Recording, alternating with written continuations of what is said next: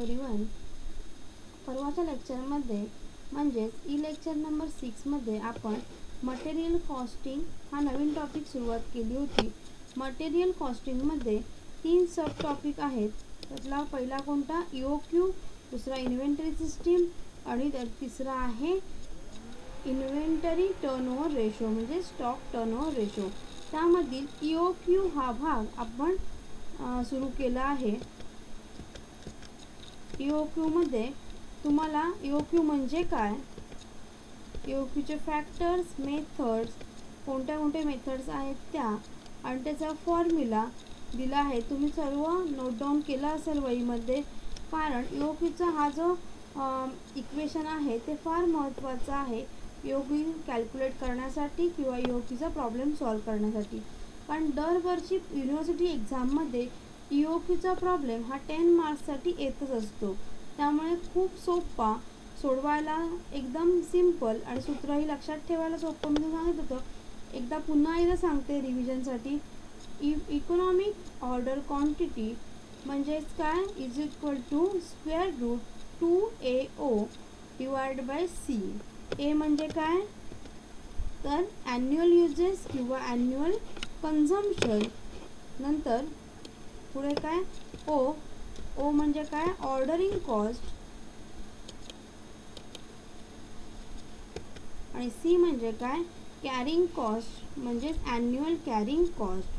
म्हणजे ए हे काय असतं तुमचं ॲन्युअली असतं आणि O आणि C हे काय असेल तुमचं पर ऑर्डर प्रमाणे असेल, बरोबर. त्यामुळे हे इक्वेशन फार महत्त्वाचं आहे EOQसाठी आणि ते खूप सिंपल आहे, तुमच्या लक्षात आलंच असेल. त्यामुळे ह्याच्यामध्ये तुम्हाला तुमचा वेळ फुकट जाईल. आपण डायरेक्ट प्रॉब्लेमना सुरुवात करूया. ह्यामध्ये फक्त रिव्हिजनसाठी मी तुम्हाला सांगितलं की आपण परवाच्या लेक्चरमध्ये काय काय घेतलं होतं. तर आज आपण बघणार आहोत जे तुम्हाला ग्रुपमध्ये 5 प्रॉब्लेम मी दिले होते त्याचं सोल्युशन. मी 3 प्रॉब्लेमचं सोल्युशन ऑनलाईन लेक्चरमध्ये दिलं होतं, पण त्या दिवशी 11 वाजता अचानक सांगितल्यामुळे खूप विद्यार्थी जॉईन होऊ शकले नाहीत. त्यामुळे पुन्हा हे रेकॉर्डेड व्हिडिओ मी तुम्हाला देत आहे. त्याच्यामधला प्रॉब्लेम नंबर फर्स्ट आपण आधी पहिला अभ्यासूया. नेहमीप्रमाणे तुमच्यासमोर प्रॉब्लेम असेलच, जसं वर्गात करता. वर्गात आपली टीचिंग मेथड आहे त्याचप्रमाणे ऑनलाईनची असणार आहे. तुम्ही फक्त लिहून घ्यायचा प्रॉब्लेम. तुम्ही ऑलरेडी लिहिला असाल, काहींनी जागा सोडली असेल, जागा सोडली नसेल तर 1 बाय 1 लिहा आणि नंतर डायरेक्ट सोल्युशन घ्या. त्यातला पहिला प्रॉब्लेम हाच आहे का बघा तुमच्याकडे. From the following particulars find out the economic order quantity. खूप सिंपल प्रॉब्लेम सुरुवातीला घेतला आहे. नेहमीप्रमाणे मी सांगते त्याप्रमाणे की सोप्याकडून कठीणाकडे आपण जायचं आहे. हा खूप सिंपल प्रॉब्लेम आहे कारण आपला प्रॉब्लेम नंबर फर्स्ट आहे म्हणून. त्यातला काय काय दिले बघा रे. ॲन्युअल डिमांड किती दिले 12,000 युनिट म्हणजे एकूण डिमांड. ॲन्युअली म्हणजे वर्षाची डिमांड मागणी किती आहे 12,000 युनिटची. नंतर ऑर्डरिंग कॉस्ट 90 पर ऑर्डर आणि इन्व्हेंटरी कॅरिंग कॉस्ट किती दिली आहे 15, बरोबर. मग सॉल्व करताना आपण कसं घेतलं होतं economic order quantity is equal to म्हणजे EOQ सूत्र लिहिलं square root 2AO upon C. Already सोडून दिलेलं आहे, फक्त मी तुम्हाला समजून देते. त्याचे ऑनलाईन लेक्चरला जे विद्यार्थी होते त्यांना रिपीट होईल, त्यांचं रिव्हिजन होईल आणि जे अजिबातच नव्हते त्यांना प्रॉब्लेम समजेल, बरोबर. ए म्हणजे काय ॲन्युअल युजेस किती आहे 12,000. आपल्याला मी तुम्हाला सांगितले सूत्र लिहिल्यानंतर आपल्याला काय काय शोधायचं असतं A, O आणि C. लक्षात ठेवायला सोपं कसं ABC, Bच्या ऐवजी काय O, बरोबर. A, O आणि C. A शोधून काढला किती आहे प्रॉब्लेममध्ये 12,000. O किती आहे ऑर्डरिंग कॉस्ट 90 पर ऑर्डर, बरोबर. C किती आहे 15 पर ऑर्डर किंवा पर ॲन्युअम, बरोबर. त्यामुळे काय कठीण वाटते का नाही. AOC तुम्हाला मिळाला. काय फक्त टाकलं आपण EOQ इज इक्वल टू पुन्हा सूत्र लिहिलं, सूत्रामध्ये किंमती टाकल्या. A ची किंमत 12,000, O ची किंमत 90 अपॉन C. C ची किंमत किती आहे 15. सोडवल्यानंतर गुणाकार पहिला करायचा. हे गुणाकार केला भागिले 15 केला नंतर त्याचा स्क्वेअर रूट काढलात म्हणजे ते कुठल्या संख्येचं तरी वर्गमूळ असेल. एकूण 1,44,000 येते बघा. कॅल्सीवरती केल्यानंतर तुमच्या लगेच लक्षात येईल 12,000 गुणिले 2 गुणिले 90 भागिले 15 1,44,000 येईल. हा कोणाचा वर्ग आहे हा? तर 379चा वर्ग आहे. म्हणजे त्याचं काय काढायचं? स्क्वेअर रूट काढायचं किंवा वर्गमूळ काढायचं. तुमच्या हे कॅल्सीवरती वर्गमूळाचं चिन्ह असतं बघा. त्यामुळे हे कोणाचं वर्गमूळ आहे? 379 युनिट्सचं. बरोबर. त्यामुळे EOQ किती आला तुमचा? 379 युनिट्स. बरोबर. आणि दुसरं काय काढायला सांगितलं तुम्हाला? जर तुम्हाला EOQ आला तर तुम्हाला टोटल नंबर ऑफ ऑर्डर, कधी कधी तुम्हाला EOQ बरोबर परीक्षेमध्ये total number of order in a year म्हणजे एकूण वर्षामध्ये तुम्ही किती ऑर्डर देणार आहात, किती लॉटमध्ये ऑर्डर देणार आहात हेही विचारलं जातं. त्यामध्ये काय असेल? Total number of order in a year is equal to annual, त्याचं सूत्र आहे annual requirement divide by EOQ. Annual requirement किती आहे तुमची? 12,000. मी तुम्हाला सांगितले तुम्हाला एकूण वर्षामध्ये ऑर्डर्स काढायचे आहेत. त्यामुळे तुमची वर्षाची एकूण ॲन्युअल युजेस किती आहे? 12,000. EOQ किती आलं तुमचा? 379. तर एकूण ऑर्डर किती असेल तुमची? 31.99 31.99 ऑर्डर तुमचे एकूण वर्षामध्ये असतील. बरोबर. समजलं तुम्हाला EOQ म्हणजे काय? दुसरा प्रॉब्लेम ह्या ठिकाणी आपण बघणार आहोत. पहिला प्रॉब्लेम समजला असेल. तुम्हाला इतकं सिंपल वाटेल की मॅडम आता पुरे झालं की आम्ही पुढचे प्रॉब्लेम सोडवतो. तरीही मी दुसरा प्रॉब्लेम तुम्हाला सोडून देते. प्रॉब्लेम वाचते बघा. Problem number 2. From the following information calculate economic order quantity. आता पहिल्यापेक्षा हा थोडासा कठीण. मी तुम्हाला नेहमी सांगते की पहिली स्टेप काय घ्यायची? एकदम सोपी. त्यानंतर आपण एक एक कन्सेप्ट त्याच्यामध्ये ॲड करत जाऊन प्रॉब्लेम डेव्हलप करत जाणार आहोत. त्यामध्ये काय काय आहे बघा रे. Semi annual consumption 6,000 unit. बरोबर. Semi annual consumption 6,000 unit. Purchase price of input unit ₹25. Ordering cost per order ₹45 आणि क्वार्टरली कॅरिंग कॉस्ट 3%. बरोबर. आता पहिलं तुम्हाला काय काढायचं आहे? मी तुम्हाला नेहमी सांगते की आपल्याला काय शोधायचं आहे? A, O आणि C. A शोधायचं आहे ॲन्युअल युजेस. सेमचं सेम लिहून घेतलं, सूत्र लिहून घेतलं. A म्हणजे काय? Annual uses. आता इथे ॲन्युअल युजेस किती आहे बघा रे. Semi annual. सेमी ॲन्युअल म्हणजे काय? सेमी म्हणजे 6 महिन्यासाठीचा किंवा सेमीला काय म्हणतात? अर्ध. बरोबर ना. एका वर्षाचा अर्धा भाग. सेमी ॲन्युअल कन्झम्पशन म्हणजे पहिल्या 6 महिन्याचा किंवा एका वर्षातील एका भागाचा कन्झम्पशन किती आहे? 6,000 युनिट. बरोबर ना. मग त्याचं काय करावं लागेल तुम्हाला? एका सेमिस्टर, ज्या पद्धतीने सेमिस्टर किती महिन्याचं असतं? 6 महिन्याचं. म्हणजे एक तुमचं जर TY-BComचं वर्ष असेल त्याच्यामध्ये काय असतो? 5 सेमिस्टर आणि 6 सेमिस्टर. त्याच पद्धतीने काय असेल? सेमी म्हणजे काय असेल? 6,000. तर पूर्ण ॲन्युअलचं किती असेल सांगा रे. 6,000 × 2 किती असेल? 12,000. बरोबर. A मिळाला तुम्हाला. O तर तुम्हाला रेडीमेड दिला आहे मला वाटते. ऑर्डरिंग कॉस्ट पर ऑर्डर किती दिलं आहे? 45. आणि नंतर C दिला आहे का इथे? C दिला आहे का बघा. C साठी तुम्हाला सूत्र एक दिलेलं आहे मी. Annual carrying cost. त्याच्यामध्ये काय सांगा? PPTमध्ये जाऊन बघा की purchase price into carrying cost. बरोबर. असं सांगितलं तेव्हा परचेस प्राईस इथे किती आहे? 25 इंटू कॅरिंग कॉस्ट किती आहे तुमची? 3%. पण कॅरिंग कॉस्ट असताना ती कशी आहे बघा रे. क्वार्टरली आहे. क्वार्टरली म्हणजे 4 मंथ. 6 मंथली असेल तर काय असेल? 6 हाफ मंथली किंवा एका वर्षाचे 2 भाग असेल तर 6 महिने आणि 6 महिने. 3 मंथली असेल तर काय असेल ते? 3 मंथ. बरोबर ना. आणि क्वार्टरली म्हणजे काय असतील? 4 मंथ. म्हणून ते काय केले? गुणिले 4 केले. म्हणजे 25 गुणिले 3% गुणिले 4 किती येईल बघा? Annual carrying cost 3. तुम्ही करून बघा कॅल्सीवरती जेव्हा मी सांगते तेव्हा. 25 गुणिले 3% गुणिले 4 येते का बघा? 3 येते. 3 बरोबर येते. AOC मिळाला. सूत्रामध्ये टाकून घ्यायचं. A किती आहे तुमचा? इथे कोणतंही चिन्ह नाही म्हणजे कोणतं असेल गुणाकार, बरोबर ना. 2 गुणिले 12,000, एची किंमत 12,000, ओची किंमत 45 आणि सीची किंमत किती आहे 3, बरोबर. म्हणजे किती आला तुमचा EOQ, गुणाकार करायचा, नंतर हा भागाकार करायचा, भागिले 3 करायचं आणि त्याचा स्क्वेअर रूट काढायचा. तुम्हाला मी ते काढूनच दाखवते की कॅल्सीवरती घ्या बघू. 12,000 गुणिले 2 किती येईल 24,000 गुणिले 45 भागिले किती येईल 3. हे कोणाचं वर्गमूळ, इथे किती येईल 3,60,000.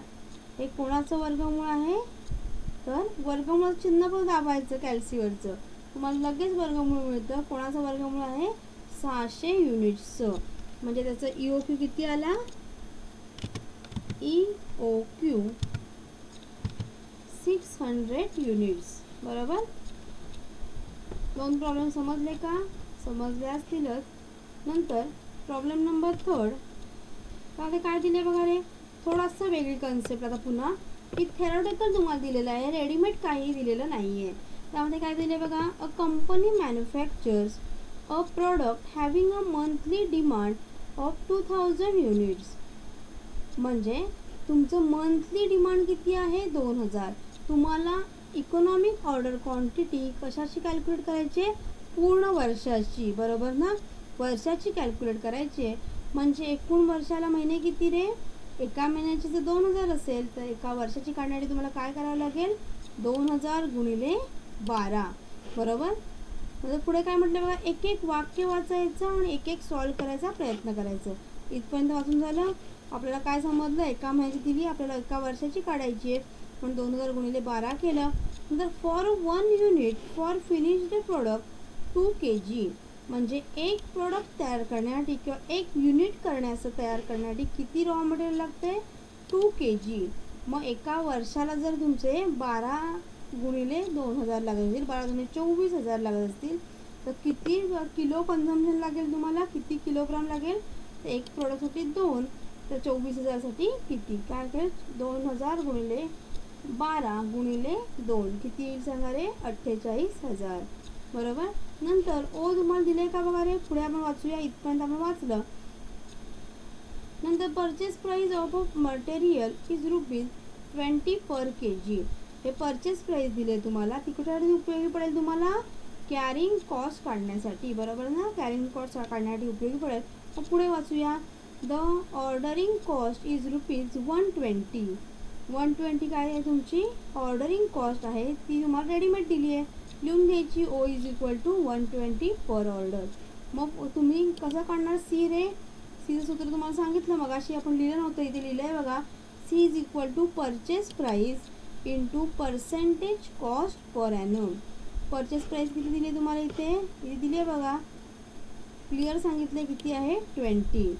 आणि तुमचं होल्डिंग कॉस्ट म्हणजेच कॅरिंग कॉस्ट, होल्ड करून ठेवणं किंवा साठवून ठेवणं, किंवा कॅरिंग म्हणजे काय, ते व्यवस्थित गोदामामध्ये ठेवणं किंवा ते सांभाळणं, त्याला काय म्हणतात होल्डिंग कॉस्ट किंवा कॅरिंग कॉस्ट. किती आहे तुमची 10% पर ॲन्युम आहे. म्हणजे ती काय येईल तुमची कॅरिंग कॉस्ट, कॅरिंग सूत्रच ते आहे purchase price into percentage of cost per annum. मग काय येईल परचेस प्राईस 20 आणि पर्सेंटेज कॉस्ट किती 10%. मग 20च्या 10% किती असेल, मी तुम्हाला नेहमी सांगते की 10% काढायचं असेल तर काय करायला लागेल, एक 0 घालून टाकायचा, बरोबर ना. मग काय येईल सांगा रे, 20च्या 10% किती येईल ₹2, 2 पर युनिट, बरोबर. एका युनिटसाठी किती रुपये लागतील, ₹2 लागतील. मग मिळालं का तुम्हाला, ए मिळाला, ओ मिळाला, सी मिळाला, बरोबर ना. ए किती आहे सूत्रामध्ये 48,000, ओ आहे 120 आणि सी आहे 2. सॉल्व केल्यानंतर तुम्हाला वर्गमूळ काढल्यानंतर किती मिळेल EOQ 2400 युनिट्स. EOQ कशामध्ये इंडिकेट करायचं नेहमी युनिट्समध्ये, कारण हे एकक लिहिणं फार महत्त्वाचं आहे. का कसं समजणार 2400 रुपीज का युनिट, काहीतरी समजलं पाहिजे ना, का kg. त्यामुळे त्याचे युनिट्स काय आहे, ते काय 2400 युनिट्स. की तुम्ही EOQ एका वेळी किती नगसंख्या मागू शकता, तर 2400. मग नंबर ऑफ ऑर्डर्स किती येईल सांगा रे, नंबर ऑफ ऑर्डरचं सूत्र तुम्हाला सांगितलं मगाशीच. मग पहिल्या प्रॉब्लेममध्ये number of order is equal to annual requirement divide by EOQ. Annual requirement किती आहे? 48,000. EOQ तुमचा आत्ताच किती आला आहे? 2,400. 48,000 भागिले 2,400 असं भाग घालवल्यानंतर कॅल्क्युलेटर घेतल्यानंतर तुम्हाला लगेच कळेल किती येईल. 20 ऑर्डर्स. बरोबर, म्हणजे एका वर्षामध्ये तुम्हाला किती ऑर्डर्स कराव्या लागतील? 20 ऑर्डर्स कराव्या लागतील. ओके, इथपर्यंत आपण ऑनलाईन लेक्चरमध्ये पाहिलं होतं आणि ह्याच पद्धतीने पाहिलं होतं.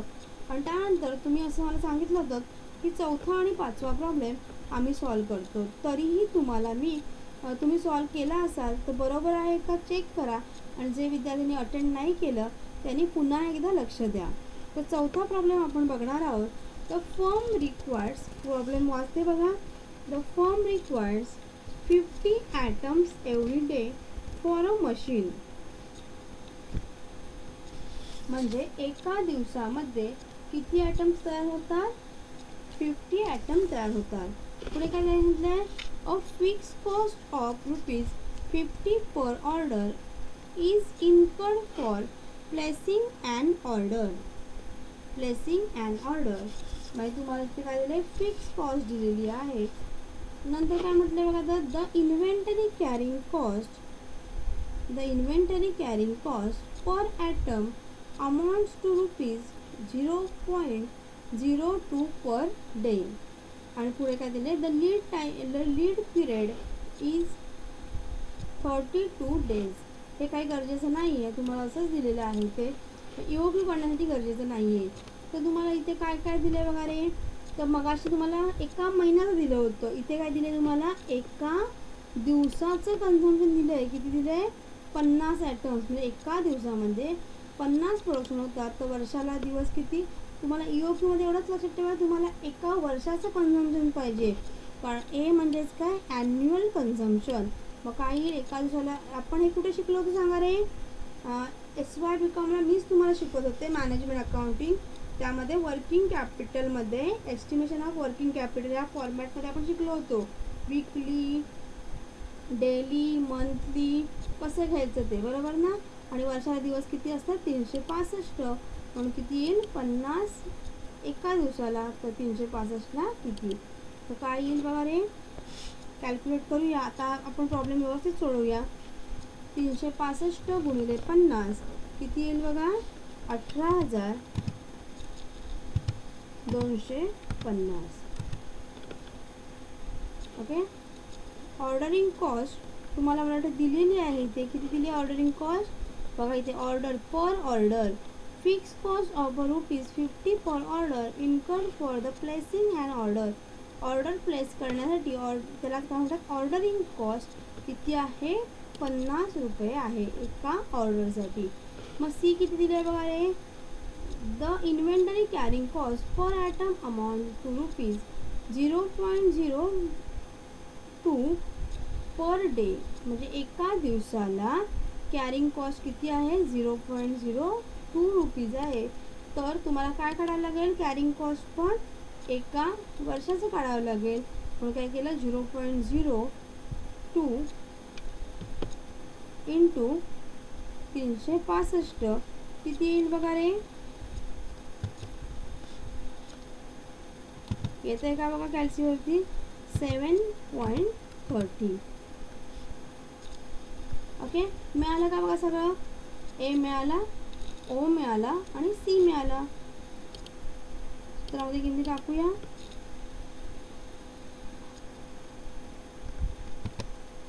2 इंटू 18,250 इंटू 50.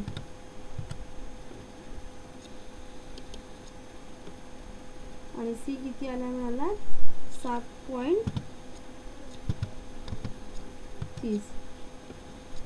सॉल्व केल्यानंतर गुणाकार करा, हा भागाकार करा आणि त्याचा स्क्वेअर रूट काढा. वर्गमूळ काढल्यानंतर तुम्हाला एकूण उत्तर येईल 500 युनिट्स. हे सगळं आधी करून बघा, कारण मी लेंदी होईल व्हिडिओ म्हणून सगळं क्रिया करून दाखवत नाही आहे. तुम्ही गुणाकार तर तुम्हाला येतो, आपल्याला पाचवीला शिकवलेला आहे सगळ्यांना, त्यामुळे तुम्हाला व्यवस्थित गुणाकार येईल. भागाकार आधी गुणाकार करायचा, हा भागाकार करायचा आणि त्याचं स्क्वेअर रूट काढायचं. स्क्वेअर रूटचं चिन्ह आय होप तुम्हाला सर्वांना माहीत असेल कॅल्सीवरती. त्यामुळे त्याचं उत्तर येईल 500 युनिट्स. बरोबर. काही लोकांनी सोडवलं असेल, कारण मी तुम्हाला एक्सप्लेनेशन दिलं होतं व्यवस्थित. नंतर पाचवा प्रॉब्लेम आहे तुमचा शेवटचा आणि पाचवा प्रॉब्लेम सॉल्व करूया आपण. For direct material the following details are available. Direct मटेरियलसाठी डिटेल्स दिलेले आहेत बघा. Average inventory level 200, order per year 40, average daily demand 48, working days per year 250. बघा एकूण वर्षाचे दिवस किती दिले ते 250. जे प्रॉब्लेममध्ये दिले असतील तेच कन्सिडर करायचे, तेव्हा मात्र 365 घ्यायचे नाहीत, कारण तिथे मगाच्या प्रॉब्लेममध्ये आपल्याला काही माहीत नव्हतं म्हणून आपण 365 घेतले. बरोबर. नंतर ॲन्युअल ऑर्डरिंग कॉस्ट. एकूण ऑर्डरिंग कॉस्ट किती आहे 4000. ॲन्युअल आहे, आपल्याला काय काढून घ्यावं लागेल, पर ऑर्डर काढून घ्यावी लागेल, कारण ऑर्डरिंग कॉस्ट आणि कॅरिंग कॉस्ट आपल्याला काय लागते, पर ऑर्डर लागते. बरोबर ना. कशासाठी, यूओक्यूसाठी. तुम्हाला काय काय काढायचं बघा. ॲन्युअल डिमांड, नंतर कॉस्ट ऑफ प्लेसिंग ऑर्डर, नंतर ॲन्युअल कॅरिंग कॉस्ट आणि इकॉनॉमिक ऑर्डर क्वांटिटी. मग इकॉनॉमिक ऑर्डर क्वांटिटी सूत्र लिहिलं आपण, पुन्हा सांगायला नको तुम्हाला सूत्र. त्यानंतर काय आहे ॲन्युअल युजेस. ॲन्युअल युजेस काय येईल सांगा रे. तुम्हाला डेली डिमांड किती आहे तुमचा 48. बरोबर ना. मी मगासारखाच प्रॉब्लेम आहे, फक्त हा वर्टिकली मांडलेला आहे.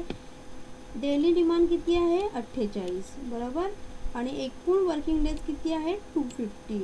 आता दिले नसेल आपण ते काय किती ते 365 घेतले असते. आता हे दिले म्हणून काय केलं, एकूण एका दिवसाला 48, तर एका वर्षाला किती, तर 48 गुणिले 250 किती येईल बघा. 48 गुणिले 250 12,000. नंतर ओ ऑर्डरिंग कॉस्ट. ऑर्डरिंग कॉस्ट कशी येते येईल बघा रे. की त्यामुळे मी कडूनच दिले तुम्हाला की तुम्हाला ऑर्डरिंग कॉस्ट किती दिली आहे, एका वर्षाची दिली आहे, ॲन्युअल दिली आहे किती 4000. बरोबर ना. तुम्हाला काय काढायची, एका पर ऑर्डर काढायची. मग ऑर्डर पर इयर एकूण वर्षामध्ये एक ऑर्डर कितीची आहे 40ची आहे. मग काय घ्यायचं आपण 4000 भागिले 40, तर पर ऑर्डर तुम्हाला मिळू शकेल. मी तुम्हाला नेहमी सांगते की एकाची किंमत पर ऑर्डर काढण्यासाठी तुम्हाला काय काढेल, एकूणाला भागिले किती आहेत 40 आहेत, म्हणून 40 घेतले. म्हणून ओ तुम्हाला किती मिळेल, ऑर्डरिंग कॉस्ट पर ऑर्डर किती मिळेल 100 रुपीज. बरोबर. नंतर सी तशीच काढायची. सी पण तुम्हाला काय पाहिजे, एका युनिटसाठी पाहिजे किंवा पर ऑर्डर रेट पाहिजे. तर ॲन्युअल किती आहे कॅरिंग कॉस्ट 6000 आणि त्याची ही किती आहे average inventory level. Carrying cost म्हणजेच इन्व्हेंटरी संबंधी असते, कारण आपण स्टॉकच काय करतो गोडाऊनमध्ये ठेवतो. बरोबर ना. ते किती आहे 200 आहे. बरोबर. मग काय येईल 6000 भागिले 200, भागाकार केल्यानंतर काय मिळेल तुम्हाला 30. बरोबर. कॅरिंग कॉस्ट पर ऑर्डर किती आली 30. काय मिळालं तुम्हाला, ए मिळाला, ओ मिळाला आणि सी मिळाला. म्हणजे तुम्हाला ह्या ईओपीच्या प्रॉब्लेममध्ये फक्त काय करायचं आहे रे, तुम्ही व्यवस्थित वाचून जर ए काढायचा, ओ कॅल्क्युलेट करायचं आणि सी कॅल्क्युलेट करायचं. मग ए ओ सी जर तुमचा व्यवस्थित आला तर तुमचं हे काहीही चुकत नाही. मात्र ह्याच्यामुळे थोडीशी तरी गडबड झाली तर सूत्र किती लिहिलं आणि बाकीचे काही केलात तरी प्रॉब्लेम तुमचा चुकतो. बरोबर. 30 आलं तुमचं. सूत्रामध्ये किती टाकूया, 2 इंटू ए किती आहे 12000 गुणिले 100 डिवायडेड बाय सी किती आहे 30. सॉल्व केल्यानंतर तुम्हाला उत्तर किती मिळते बघा. 12000 गुणिले 2 24,000, 24,000 गुणिले 100 भागिले 30.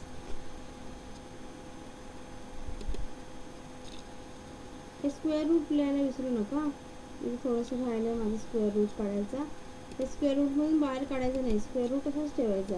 किती उत्तर आलं बघा,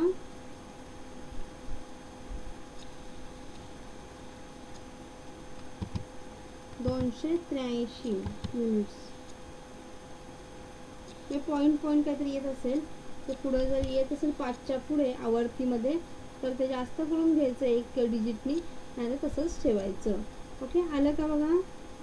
ज्या विद्यार्थ्यांनी सोडवलं असेल त्यांनी चेक करा, आणि ज्यांनी परवाची लेक्चर अजिबात अटेंड केलं नाही असेल त्यांना ह्या पद्धतीने तुम्हाला सोडवलेलं समजेल. आय होप की आत्ता ऑनलाईन लेक्चर घेण्याऐवजी रेकॉर्डेड लेक्चरच मस्ट आहे किंवा गरजेचं आहे. पण तुम्ही थोडासा रिस्पॉन्स दिलात किंवा कमेंट तरी केली, तुम्हाला ग्रुपला काही मर्यादा असतील किंवा तुम्हाला वाटत असेल ग्रुपला नाही कमेंट करून उपयोग, तर मला पर्सनल नंबरला माझ्या मेसेज करा की मला समजतं की तुमचे प्रॉब्लेम पुढचे घ्यायचे का नाही घ्यायचे किंवा इथेच थांबायचं किंवा तुम्ही लिहिलं आहेत का. काही विद्यार्थी खूप वेळाने त्यांना व्हिडिओ मिळतो, मग त्यानंतर ते लिहिणार, नंतर आपण सोल्युशन देणार, त्यामुळे गोंधळ निर्माण होतो तुमच्यात आणि माझ्यात. त्यामुळे मी परवा ऑनलाईन आले होते, पण ऑफलाईनच व्हिडिओ मला वाटते बेटर होईल तुमच्यासाठी, जेणेकरून तुम्ही व्यवस्थित सगळं सॉल्व करू शकाल. फक्त एकच काम करा, तुमच्यात आणि माझ्यात कम्युनिकेशन करण्यासाठी काही असेल तर कमेंट करा की आमचं हे मॅडम झालेलं आहे, तुम्ही पुढचं घ्यायला काही हरकत नाही.